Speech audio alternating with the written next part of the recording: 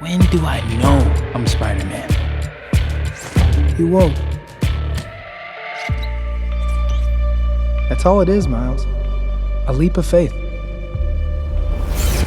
what's up, danger? Like, what's up, danger? When you adapt something into a movie, you need to hire the right people for the job. It is up to the producer to decide who is going to direct it and who is going to write the movie, which is why it's very important to have ambition for such a project, and to understand the source material as well. Today I'm going to talk about the film producer and businessman, Avi Arad, who is known for adapting such Marvel characters into movies and TV shows, mostly animation, and for being the head of the toy company, Toy Biz. Arad is a very influential businessman who knows how to get what he wants. Arad can give life to something big. However, like many greedy businessmen, he can also be the cause of its downfall. Today, I'm going to talk about the ways that Avi Arad can ruin a movie. And also, I warn you about the incoming of spoilers. As I mentioned before, when you adapt something into a movie, you need an ambition. And unfortunately, Arad has no ambition. The only thing he has in mind is how he can make a profit. Look at the first Daredevil, for instance. The movie didn't go anywhere. He just made it to capitalize on the success of the previous Marvel movies at the time, such as the X-Men and the Spider-Man. And the same goes to the movies that came after, such as the first Punisher, Elektra, the first Fantastic Four, and even the Ghost Rider. Although I gotta admit, the movie was a guilty pleasure. But still, I hate to see such a potential being wasted like that. And all for the sake of toy sales. And that's why he makes these movies the way he does, just to sell toys. And it's not only Marvel movies. He is also responsible for the failure of the Ghost in the Shell, as well as Borderlands and Uncharted. I mean, just by seeing his name on the credits is enough reason for a movie to fail. But of course there are exceptions. As I mentioned before, Arad is a very influential businessman. When the first Marvel projects came to life in the 90s, he was responsible for financing these projects. And that's all he can do. He's good to finance something. When you see his name on the credits as an executive producer, then chances are the movie might succeed. But if you see him receiving the credit as a main producer, the chances for the movie to succeed are very small. Such was the case with X-Men: The Last Stand. On the first two movies, Arad was working only as an executive producer. And once he stepped in the third movie as a main producer, it resulted in a story with too many characters filling a very limited runtime. But there are also exceptions. As I spoke before, you must hire the right people for the job. And while Arad can secure the finances of a movie, he cannot produce it. He needs someone else to work with him as a producer. That's why the first Iron Man became what we know and love, because Kevin Feige was there. Because Feige knew exactly what to do. Because he had an ambition. Something Arad will never be able to have. And the same thing goes to The Incredible Hulk. At least until Disney came along and told him to tone down. Him? Jesus, that's him. It's Blade. It's the Daywalker.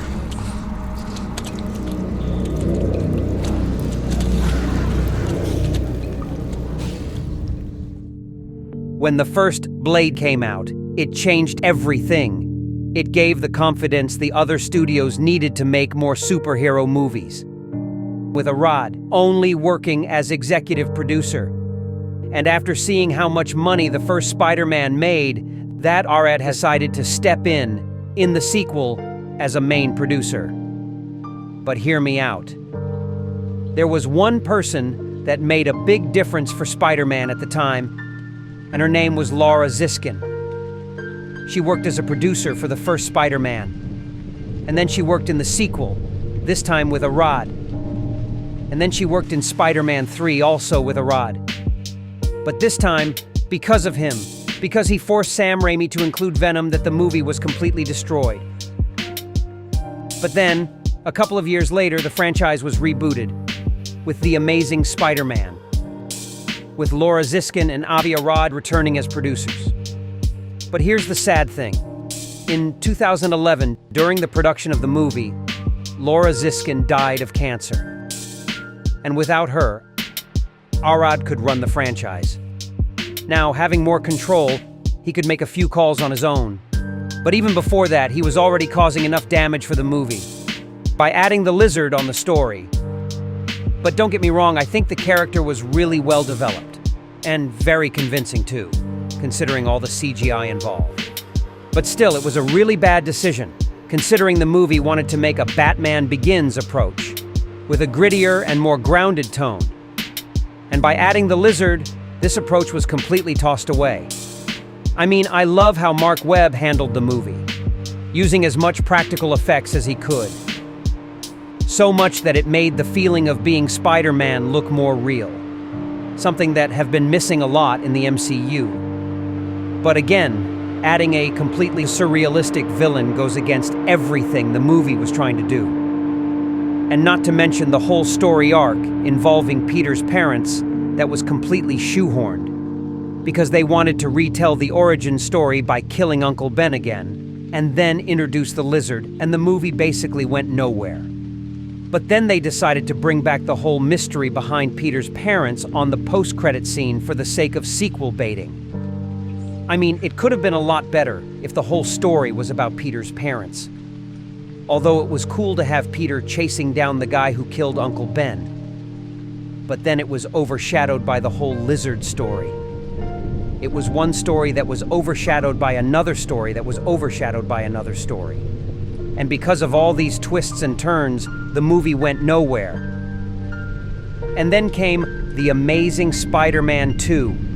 This time, without Lauren Ziskin. This time, Avi Arad was completely in charge of the movie. He could do basically whatever he wanted, even if that meant making same mistakes he made with Spider-Man 3. I mean, he had no idea what he was doing, as evident by the countless deleted scenes that could have made a big difference. He was just trying to replicate the MCU formula by trying to extend the universe, by teasing more sequels and spin-offs. But in the end, they never came. Once again, the movie went nowhere. And the marketing was very misleading. It basically lied to us. First, there was the Rhino, who was marketed as one of the main villains, but he was only introduced in the end. And then, the trailer tried to tell us that the story was going to be about Peter's parents, that secrets would be revealed. But almost nothing was revealed. The movie was so overloaded of subplots that they overshadowed what was supposed to be the main plot. Once again, letting that to be concluded only in the sequel. But once again, I want to highlight Mark Webb's approach. Without him, this movie would have been nothing. Really. All he was trying to do was to make the movie more enjoyable. People should not blame him for the failure of this franchise. The point is, ladies and gentlemen, that greed, for lack of a better word, is good. Greed is for amateurs. Greed is right. Greed works.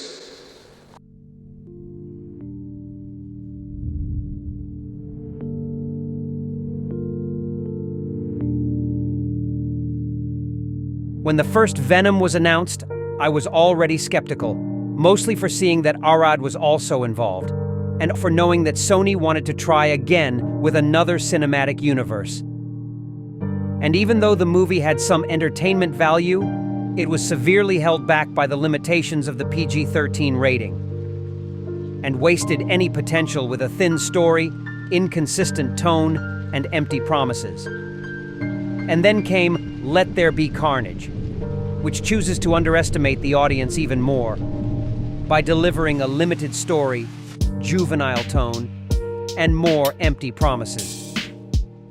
They even abandoned their original plan of making a contained cinematic universe in order to use the multiverse to exploit the MCU. But it was Morbius that really took a toll on them, caused by its misleading marketing, cheap writing, and even more empty promises.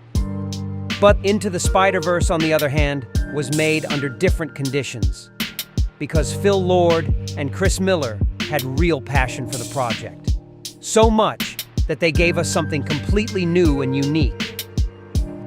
And while Avi Arad was there, Phil Lord and Chris Miller were the ones with actual control over the movie. And they got an Oscar for this. And that makes me wonder if this too could be the solution for Sony's live-action Marvel movies. Because one of Arad's many weaknesses is that he's too afraid to take risks. When he is in charge, he wants to play safe. He wants a PG-13 rating. He wants famous actors just because they're famous, and a simple story that can end up being shallow, which can also be caused by an equally shallow choice of screenwriters. The first Daredevil was made by one of the writers from the 1998's Jack Frost. The Amazing Spider-Man 2 had some of the writers from the first Transformers. Ghost in the Shell also have one writer from many Transformers. All 3 Venom movies were made by the same writer from 50 Shades of Grey. Morbius was made by the same writers from Gods of Egypt. And Kraven the Hunter was made by the same writers from Transformers: The Last Knight. And just so you can have an idea of how the right producers can make a difference, the first Spider-Man was made by the same writer from the first Jurassic Park. Spider-Man 2 had an Oscar-winning writer from the 1977's Julia and the 1980's Ordinary People.